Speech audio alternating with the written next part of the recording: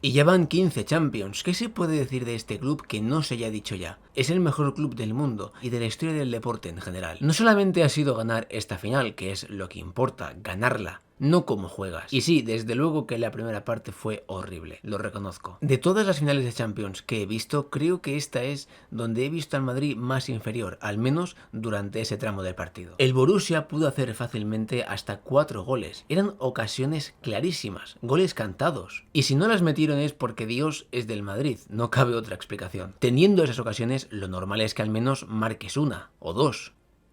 Yo no creo que fueran los nervios porque salieron muy bien. Más bien es una cuestión de suerte por una parte y por otra de colocación y de concentración. Carvajal falla en una de esas jugadas, pero luego corrige su error. Es más, en esa misma jugada, Courtois abarca mucho campo, lo suficiente para que el jugador del Borussia le tenga que regatear y pierda la ocasión de chutar a puerta con más comodidad. Lo mismo en el disparo de Füllkrug, que va al palo. Luego hay otra que el mismo Füllkrug falla a puerta vacía. Solamente tenía que rematar con la cabeza, después de otra gran parada de Courtois, que junto a otras dos paradas que hizo de categoría, permitió que el Madrid se fuera imbatido en la final. El Borussia salió con todo en la primera parte, un despliegue físico brutal. El Madrid se vio superado, hay que decirlo. No se puede negar la realidad.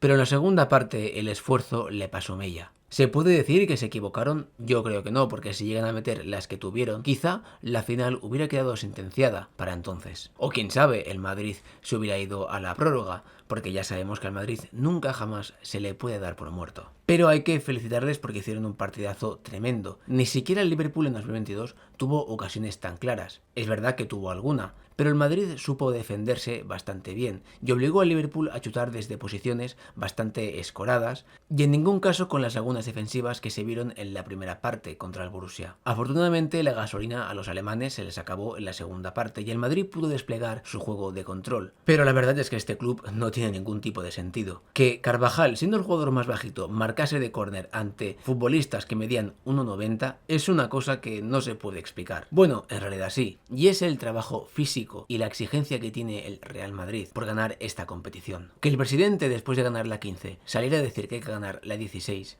habla bastante bien sobre lo que es la filosofía del Madrid. Por eso tiene tantas. Creo que Terzic, el entrenador del Borussia, no se equivocó con su planteamiento, porque al menos en la primera parte pudo haber casi sentenciado con las ocasiones que tuvo. Pero también es verdad que en la segunda parte eso le pasó factura a su equipo. Especialmente tras el gol de Carvajal, el Borussia se deshizo poco a poco, hasta que Vinicius marcó el segundo. Todo gracias a que un futbolista del Borussia falló un pase clarísimo cerca de su propia área. Y por cierto, desde aquí reivindicamos para Vinicius y para Don Toni Kroos el Balón de Oro, porque se lo merecen. Sea quien sea de los dos, se lo habrán merecido. No puedo negar que me emocionó un poco cuando Toni Kroos se fue del campo, porque ya fueron los últimos minutos de Kroos como futbolista del Real Madrid. Por encima de Kroos ya dije que solamente en la historia del Madrid están Zidane y Luka Modric. Y es triste porque se va una de las piezas más importantes de esta segunda era dorada del Real Madrid. Pero así es la vida. Esta Champions es el broche de oro a una carrera espléndida del alemán, que ya tiene 6 Champions como Nacho, Modric o Carvajal, igualando así a Don Paco Gento. El camino hasta aquí ha sido muy duro, pero no puede ser de otra manera, es una Champions. La eliminatoria contra el Leipzig fue un parto. Una genialidad de Brahim en la ida y una de Bellingham y Vinicius en la vuelta provocaron el pase a cuartos de final. Pero el Leipzig hizo un partidazo tremendo, tanto en Alemania como en el Bernabéu. La del City creo que fue bastante épica por la manera en la que se pasó, en los penaltis. Y además, ¿quiénes tiraron a los penaltis? Es que como digo, este club no tiene ningún tipo de sentido. El Madrid podría haber sacado un resultado favorable en la ida, pero el City marcó 3 golazos desde fuera del área. Y en la vuelta, a pesar de que un tempranero gol de Rodrigo ponía al Madrid por delante, después del empate en el Bernabéu, a pocos minutos del final, De Bruyne marcó el empate. No se puede negar que en el Etihad los ingleses fueron muy superiores, tenían el control del balón, pero solamente a nivel de posesión. Luego, en cuestión de oportunidades, tampoco tuvieron muchas muy claras. Pero hay que destacar el nivel físico que tuvieron, cómo fueron capaces de aguantar 120 minutos corriendo como jabatos, dedicado a todos los tontitos que creen que Pintus dopa a los jugadores del Madrid. Luego las semis contra el Bayern, un clásico de las eliminatorias europeas.